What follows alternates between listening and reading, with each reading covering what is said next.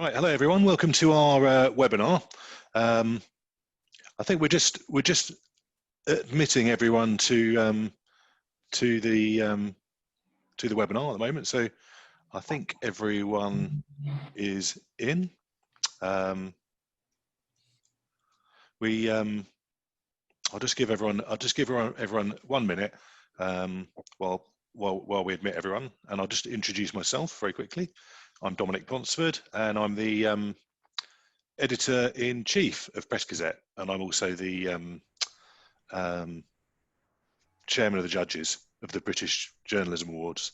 So I sort of set up the event in 2012, and I sit in on all the judging panels and try and ensure fair play. I will start my presentation. So hopefully everyone can see that. Yeah, so I'll just, first of all, I'll introduce the panel. So myself, we've also got Liz Gerard, who's a freelance writer and blogger, and is formerly the night editor of The Times, who's a long-serving member of the judging panel for the British Journalism Awards. We've got Kurt Barling, who's a professor of journalism and a former BBC journalist. I think we've got Liz and Kurt here. Do you want to say hello, Kurt? Hello, everyone. Hello, everyone. Nice to see so many people believing that their work is in the right place. Brilliant. And we'll also have joining us Barbara Blake Hannah, who is the UK's was the first black on-screen TV journalist in the UK. And this year we've got a new award which is named after her, which I'll explain a little bit more about in due course. So if anyone would like to ask any questions, as there's quite a lot of us on here, what I would ask is if you could use the sort of comment function on Zoom, and then I'll go through all the questions at the end, if that's okay, in the manner of a sort of radio DJ.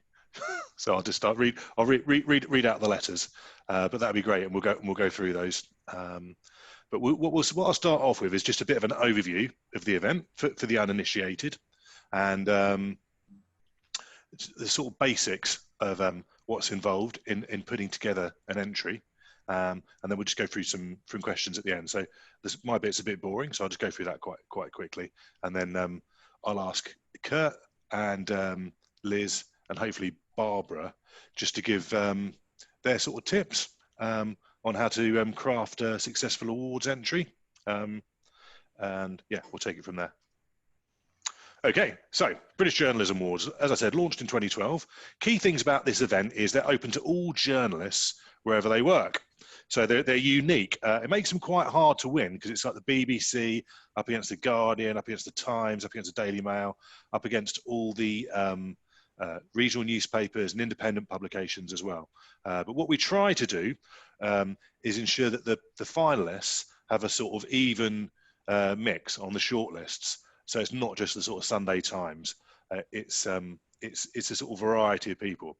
So don't be put off by the fact that it is very competitive, because we do try and ensure sort of diversity in all ways, really, on the shortlist. So try and make sure there's a broad range of people in the industry represented, and sectors of the industry represented.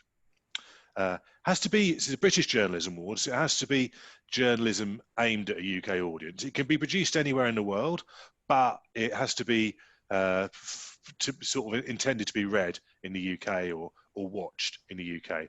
So whether that's online, print, broadcast. It's got to be produced in the calendar, well, not in the calendar year, but in the year for us. It's 1st September 2019 to the end of August this year. And the three things we always say we're looking for is revelation. Tells us that it's work that tells us something new we didn't already know. It's got to show journalistic skill and rigor, and it serves the public interest. And so the way I would look at it is when we used to run the press awards on PressGazette, I remember one year scoop of the year was the fact that then England manager Sven-Göran Eriksson was having an affair with Ulrika Johnson, who was, I think, a like TV weather girl or at the time, or weather person at the time. So that was kind of an amazing kind of tabloid scoop, and that one scoop of the year. But that wouldn't probably have the sort of public interest that we were looking for nowadays with this event. So we're looking for something that serves a public interest. It's got to be interesting to the public, but it's also got to be in the public interest. And the public interest is sort of a bit like the elephant in the room. You know it when you see it. It's hard to define. It's up to the judges to define, but it's got to be more than that. It's interesting to the public. Yeah. The entries are open now. I'll circulate this link so that everyone's got it, but that's the awards link.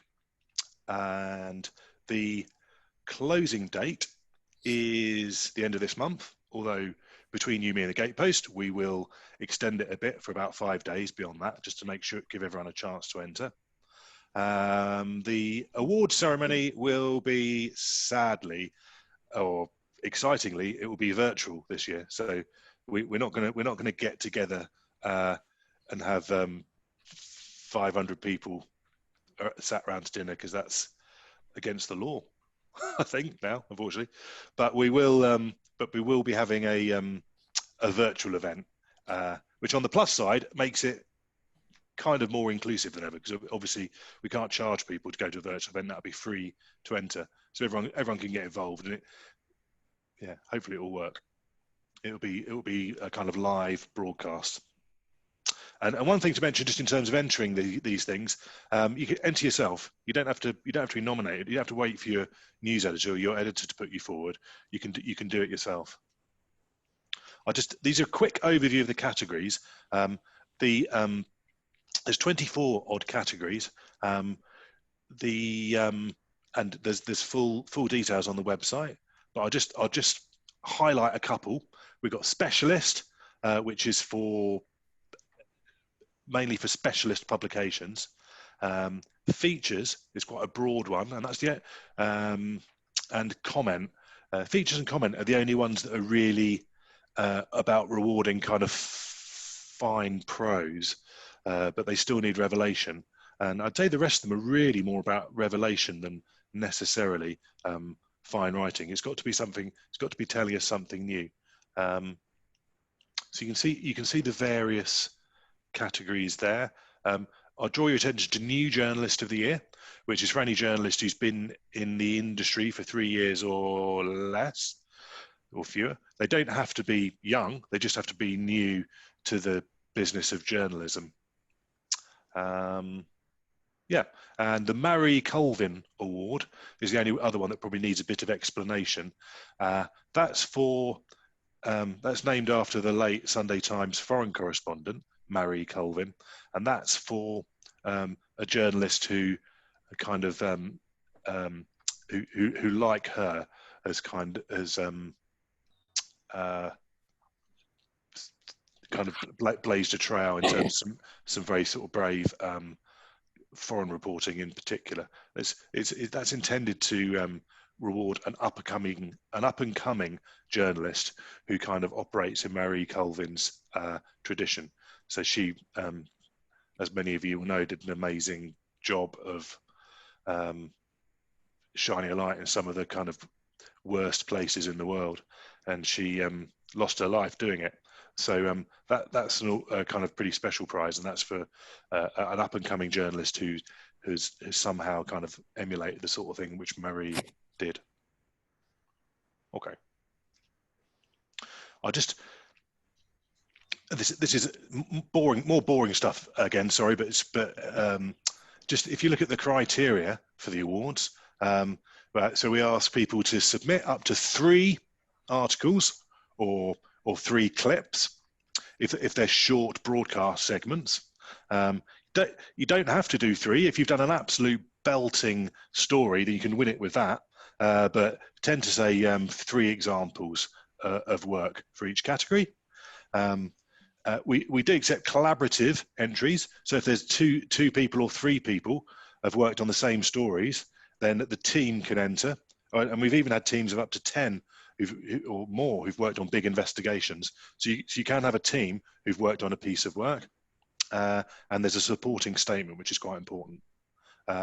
The entry form looks a bit like this. It's fairly self-explanatory.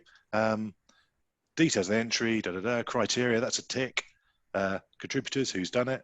There's some entry information and supporting files. But the key thing is just to have a nice sort of snappy supporting statement with it. And I've just given a few tips here about the supporting statement. I said keep it brief, keep it relevant. So it's information which speaks to the journalistic rigor, public interest, and anything about impact is always good, because the judges don't necessarily remember whether you were the first to that story or whether lots of other people followed it up. So if you were definitely the first to that story, tell us. And also if it then led news bulletins all over the world, just remind us of that as well. Show don't tell. So it's a bit like a job application in that sense, that just provide evidence. Don't expect the judges to take your word for it. If it's had an enormous impact or it's a fantastic piece of work. I'd say avoid hyperbole, just because you quite often hear you get very excited news editors in their covering statements sort of say, this journalist is the greatest journalist of their generation, but you sort of read that sort of a lot. So it's probably better just to stick to evidence and keep it fairly short, because you can imagine the judges are reading like 50 of these covering statements, and they kind of get a bit miffed, I think, sometimes if there's too much hyperbole in there. Do upload links and PDFs or videos of the work, and do remember to include a password if it's a paywalled site, just to make sure the judges can read it. And just one final thing: if it's a joint entry, it's good to explain your part in the story, because sometimes if it's a joint byline and the judges would, or sometimes people will enter 3 or 4 things which they worked on as part of teams. So it's just good to explain what your role was in it, just so that they understand. And here are the judges. There's about 76 judges this year. They are a more diverse bunch than we have previously had, which is a good thing. It's pretty much 50-50 male, female, and they're reasonably diverse in other ways. They're all kind of like mainly sort of older people, which I think is the one thing it's difficult to avoid with judges, because you do need people who have experience, and it's a bit like you don't get many like young high court judges. And we've got some sponsors down there, but just to say that the judging process is completely independent. The judges themselves are chosen because they're independent. They don't have any affiliation to anyone other than the fact that they've been picked because they know a thing or two about journalism. Sponsors are just like traditional newspaper or broadcast advertisers. They help support the thing commercially, but they have zero impact or zero influence in what goes on in the judging. So they're literally just advertisers thanks very much, they help us run the thing, but they have no influence whatsoever. So unlike other award ceremonies which may go on, I can assure you this is completely independent. We may make mistakes, but they're our own mistakes, honestly held, honestly made. They're not influenced by anything other than judges honestly trying to pick out the work which they think is the best and which applies to succeeds in the terms of the awards criteria. Right.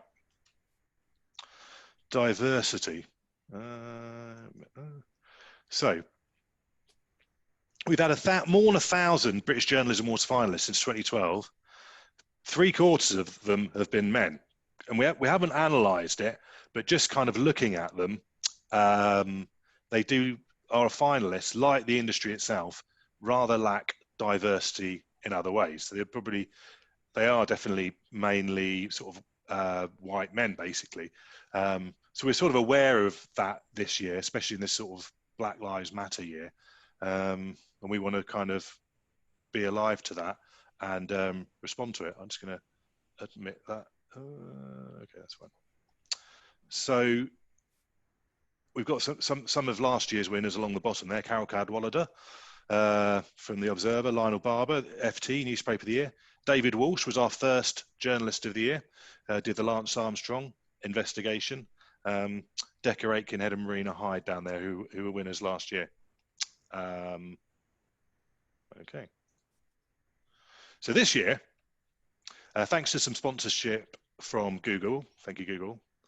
If you're female or BAME, or both, you can enter any category for free if you don't have a news organisation willing or able to pay for you.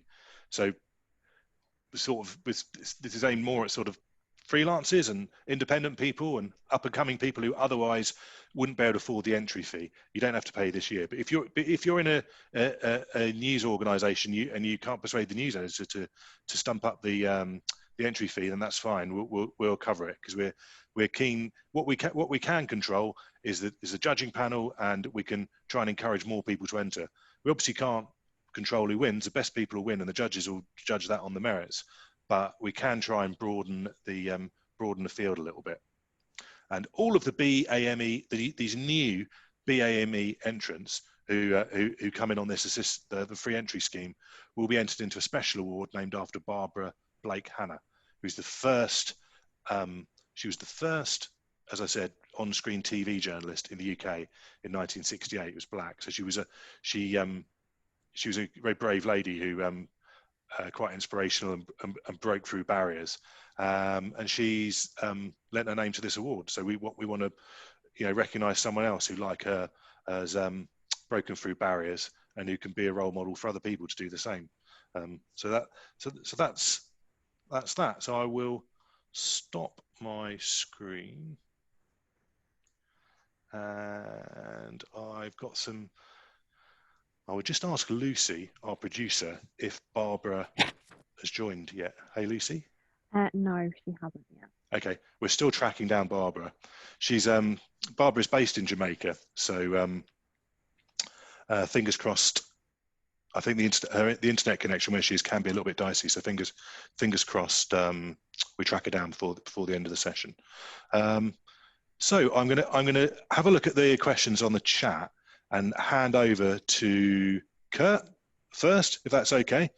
So Kurt Barling has been a judge on this event for a number of years. He's read an awful lot of entries and has got a few thoughts about what you can do to maximise your chances of winning and getting shortlisted in this event and maybe other events as well. So over to you, Kurt.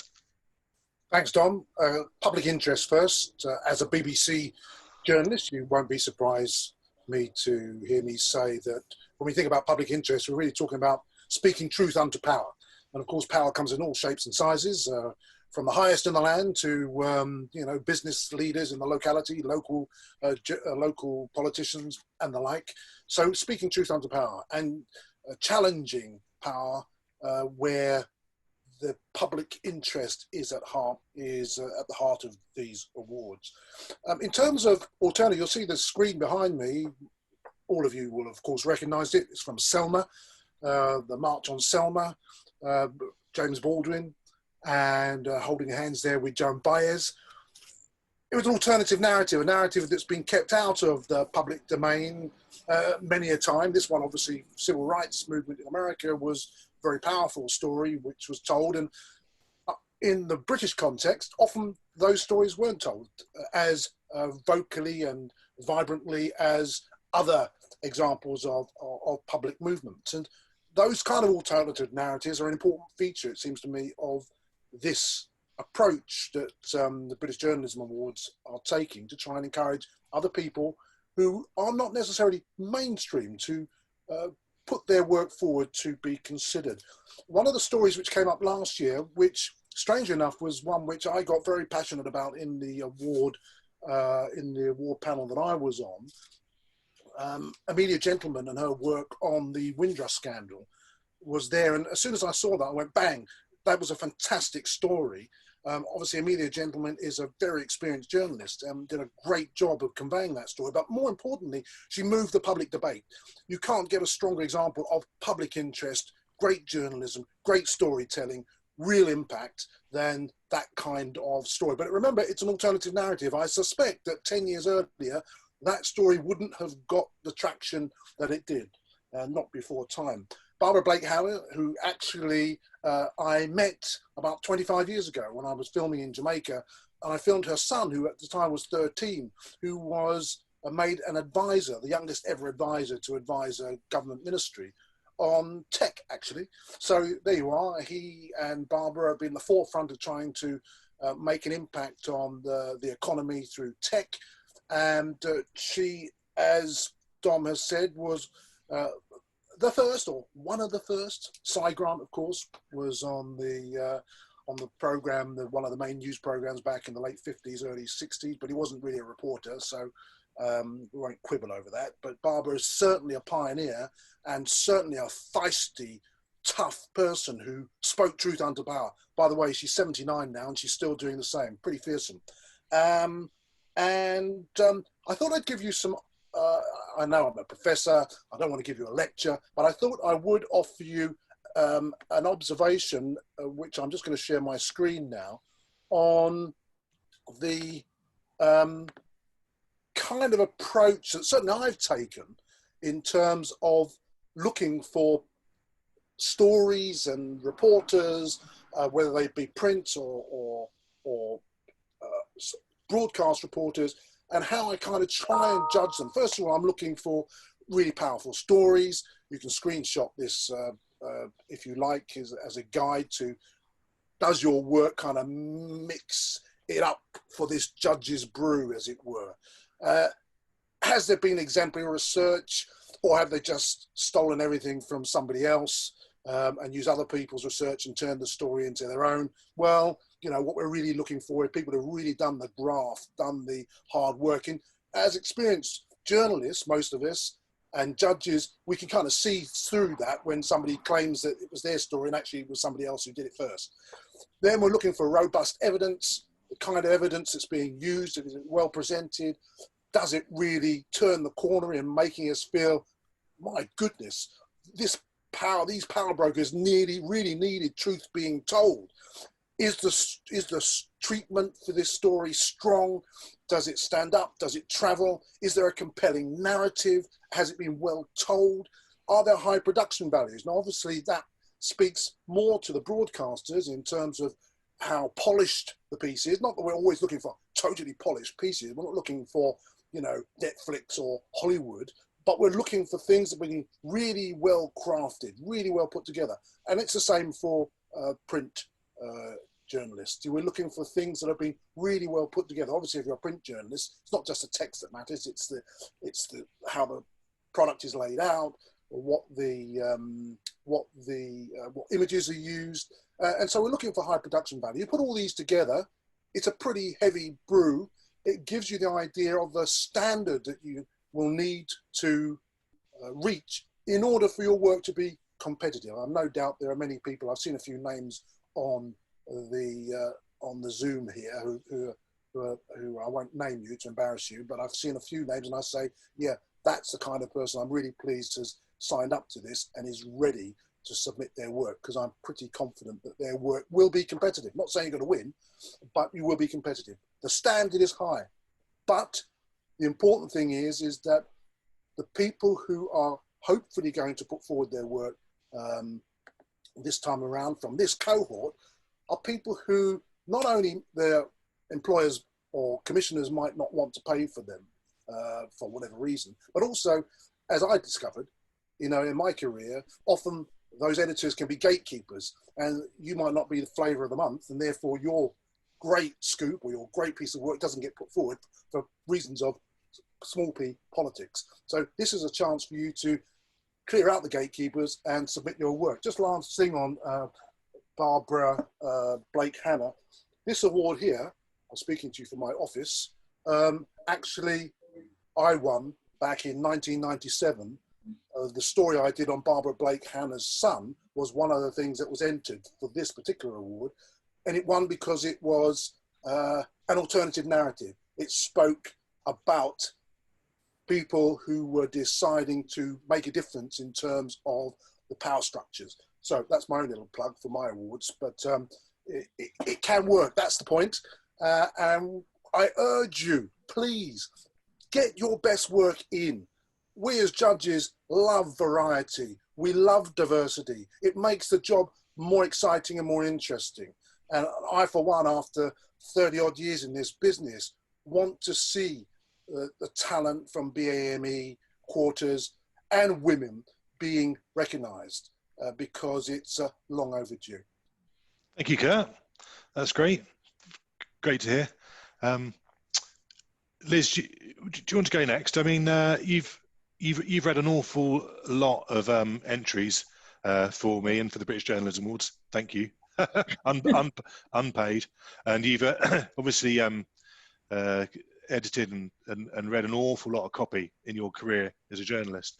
So what would you like to share just a few of the sort of do's and don'ts, if you like, in terms of things that are going to help people to stand out? Okay, here goes. What I really want to emphasise is that these are journalism awards. They're not press awards, so they're for, as Dom says, they're for every sphere of journalism, and that means local papers, local broadcasters, trade papers.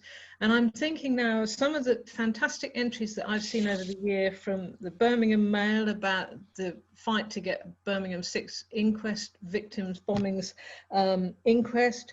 Inside Housing was so far ahead on Grenfell because it had been beating that drum about safety for so many years and had said this was going to happen. The Croydon Advertiser, Health Service Journal, these have all won big awards. So don't think that it's all just going to be the Sun and the Mail and the Times. It's not. One of the things that we want to see is people who make a difference. And so if your story's had an impact and actually achieved something, that's great. But you might still have a proper public interest story that perhaps didn't make a difference, didn't get where you wanted it to go. Well, enter this and you might get a much broader audience for what you're actually trying to achieve. So you can actually make a difference simply by entering your good work. One of the ways in presenting stuff, as Kurt was saying, we want to see good presentation. Now, obviously, if you're a reporter, you're really at the mercy of the subs and the backbench on how your work is presented, but you can increase your chances by making sure that you've got good case studies, good fact boxes, good background. It needs to be a whole package, not just a simple story. You've got to put a lot of work into it in lots of areas. We really want to see stuff that we didn't know, and it doesn't matter. It can be a tiny little parish council thing where you've got people fighting over a village green, or you can have something as big as Windrush. If it makes a difference, if it's in the public interest, put it forward. But the big thing that I would say is the big no-no is just please, as Dominic said, don't overhype, don't lie. We do checks. If you say that you broke this story, and we know that somebody else has done it, then you're just out the window. You're barely going to get past the first reading. Just be honest about it. You might have taken a story on that somebody else got first. Be honest. Don't pretend that you did something you didn't do. Yes, stories, because I can't remember what was the big story last year, but apart from the Windrush, but there was one story and every single entry claimed to have been the first to do it because the story dropped and everybody did it on the same day. So of course they were all first because that was a breaking story. Places that might be worth looking at to this in terms of specialists, I mean, we've got the Manchester Arena inquiry going on now. So I would be expecting to see stuff from the Manchester Evening News and the local papers there with stuff that we don't know about. I would certainly expect to see something from specialist papers on COVID and from scientific papers on that.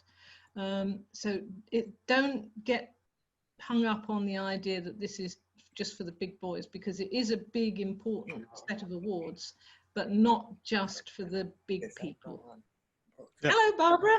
Oh, I'm so sorry to be so late. Please, time differences just got me a bit confused. Good morning, good morning. How's it going? Very well, Barbara. Good to see you. Good to see you. You've I'll tell you what I'm going to do is I've got. Thank you for that, Liz. I've got some questions. So what I'm going to do is I'm going to go through the questions, and then no pressure, Barbara, but I'll leave it to you. I'll hand over to you to leave everyone with some words of inspiration and and some to send us all fired up back to our newsrooms or back to our sheds. In my case, yeah, and just okay. So I'll just go through the questions first. So good question. Deadline for publication last year was 1st September 2018 to 31st September 2019. This year's shorter, 1st of September 2019 to 31st of August. So it's 11 months. Yeah, is shorter. Sorry, we can't do any wiggle room about that just because we have to be a bit fastidious about sticking to the rules. I think the reason why it's a bit shorter this year is we did make a bit of a boo-boo last year by making the closing date go up to right up to the end of the entry deadline, which made it a bit unfair, really. If you had a good piece of work on the 31st of September and the deadline for entries is also that date, then you're probably not really thinking about getting your entry in. So we just we've moved the timescale back a month this year, just to leave so that it makes a bit more sense, so that there's the final date a piece of work can be published is the end of last month, August, but then we've got all this month to get the entries in. If our site is paywalled, it's a full PDF sufficient, that's fine.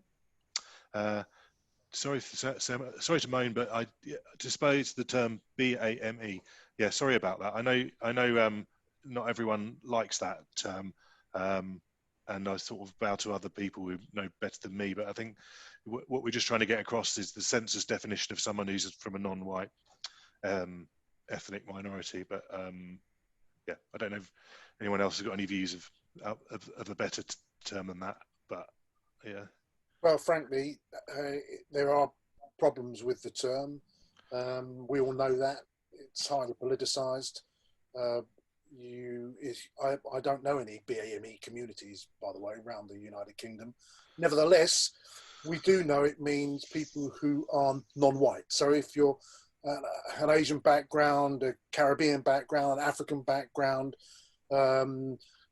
Asian background from the Caribbean, Asian background from Africa, you know, some of the countries in Africa. The point is that people who are non-white are, you know, they're kind of self-defining in a way, but BAME is hugely problematic. There's no issue there, but it saves us saying a category, putting a list of about 35 different ethnic groups down there. Yeah. So, yeah. Thanks for noting that, though. Thanks, Kurt. Can you put forward the same stories for different categories? Yes, you can. The only exception is campaign and investigation. You've got to choose whether it's a campaign or an investigation. But other than that, you can do the same thing for different categories, but not too many different ones, because that could get quite wearing if the same thing's in 10 categories. But certainly the same thing could be in investigation and, say, specialist, if it's a specialist investigation. Does the entry work to the Barbara Hannah Award have to be on issues affecting people of colour? No, it's more about the person who's done the work. It's about yeah, it's about you, but it can be on anything. It doesn't have to be on diversity or you know. So that's an easy one. That's a good distinction to make. Yeah. Yeah, so I think those are all the, oh, and a question about fees. So for those who are paying entry fees, if you're working for a news organisation that's able to cover your entry fees, or you're not a person who's in the sort of the groups that that we're waiving the entry fee for this year, the fees are not cheap. It's £110 or per entry, or £75 if you're freelance or regional press. So yeah, so the fees aren't cheap, but yeah, this event keeps PressGazette's show on the road all year round. So we've got to turn a buck, I'm afraid, and it's quite hard to do so, as you can imagine. Yeah. So okay. Oh, one other question, Liz. You brought. You consider broadcast work. Yep. So So broadcasters are very encouraged to enter nationals, regionals, or digital video. These yeah, this award's open to any sort of journalism which appears anywhere. We're sort of medium agnostic, which presents its own issues. But yeah, so any sort of wherever it appears. Okay. So those are all. Sorry, Dom. So podcasts? Yep, podcasts are fine. Yep, audio, Good. radio. Good. Yep, yeah. There's been some great podcasts last year, haven't there, that I can think of. Yeah. The journalists in Jamaica who are so interested in this award, of course, they are, but they can't enter. They're very interested to see what the results are going to be, because they are interested in the stories. All these stories that appear in British media get reprinted in our media, get rebroadcast here, and they feel very much a part of this. And you're talking about our world, so the interest is enormous in Jamaica. I will tell you this to all the journalists who are listening in and considering entering their work. Let me just say that. Yeah, and I think worth saying that for all the like challenges the industry's had this year, it really has been an amazing year for journalism, with some of the work that's been done on coronavirus, holding the government to account on that under really, really tough circumstances. And you know, journalists, we may be key workers, but we have to carry on with pay cuts, and while colleagues are being made redundant and other people are having to pick up the slack. It's been a really tough year for journalists and journalism, but the job people have done, I would humbly say, it's been absolutely amazing. So I'll let you have the last word, Barbara. So it'd just be great to hear from you what you'll be looking for when you help judge this award that's in your name. And thank you so much for being involved. And just anything else you want to say? Thanks again for naming an award in my name. I'm really, really honored as a journalist to be recognized in this way. Journalism has been my profession since I was 17 years old, and it's wonderful to find myself embraced in this large family at this late stage of my life. It's just wonderful. What I'll be looking for is work that enhances what we are trying to achieve by this award, by making the work of Black and ethnic minority journalists more visible and rewarded. We've been doing a lot of good work for a very, very long time and haven't really been recognized. And the fact that this award exists now gives a chance for some of them to shine. And I've been meeting young Black journalists for the past few years and seeing their excellent work and wondering how come I didn't, see more of their work. When you turn on the BBC, you see some of it, and you read The Guardian, you see some more. Now I'm going to see the wide variety of work that's coming from Black journalists, and I'm really looking forward to it. I don't have any preferences. I have no assumptions of what's going to be the best. I'm looking forward to seeing all the entries. I think the greatest fun will be to see everything that's come in.